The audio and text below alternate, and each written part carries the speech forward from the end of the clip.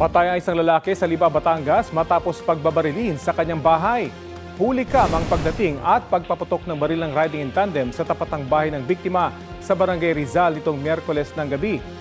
Kwento ng anak ng biktima, nakikipag-inuman noon ang kanyang ama nang makarinig siya ng 4 na putok ng baril.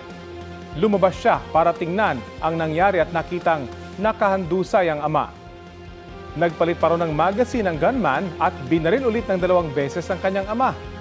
Iniimbestigahan pa ang motibo sa krimen at pagkakakilanlan ng mga suspect.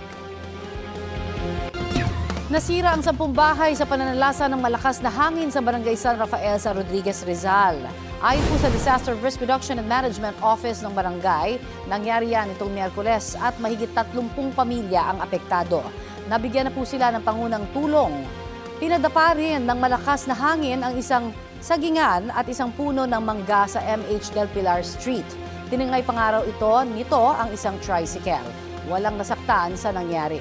Ayon sa ilang saksi, umulan muna ng malakas at biglang umihip ang malakas na hangin mula raw sa magkasalubong na direksyon.